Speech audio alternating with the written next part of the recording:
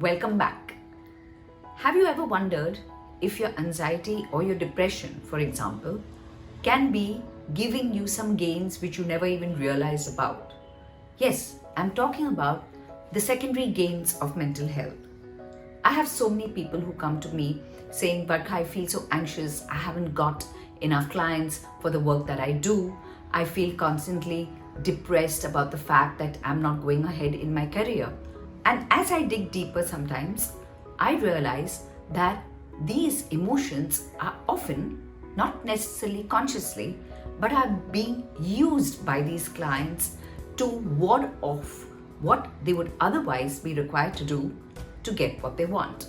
Many a time when we know that we have to work harder to get something that we desire, more often than not, discomfort for the work that we need to put in kicks in.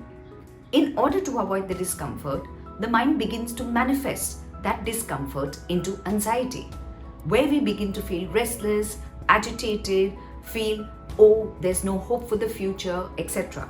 But the real thing that is actually being covered up is the work that maybe you are supposed to do to get ahead in whatever it is that you want to.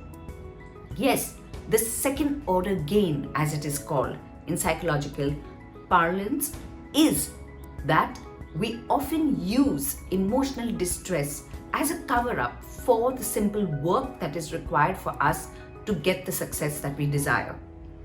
Be aware and ask yourself that is it sometimes that when you experience some anxiety or depression, it may be a camouflage for something that you're trying to avoid? For example, another common thing that I ask many specialist doctors is when people come in with complaints of migraine, how do you know that they're not malingering? Is there any method to know that the person sitting across you, when he or she is describing his headache, is actually suffering from one? Or is it a second order gain that when, for example, she or he keeps complaining about the headache, they at least get the attention from their loved ones, which they otherwise would never have gotten? Yes, sometimes the mental distraughtness that you and I experience, and sometimes the psychosomatic complaints that we keep throwing up, actually serve many hidden purposes which you and me may not be fully aware of.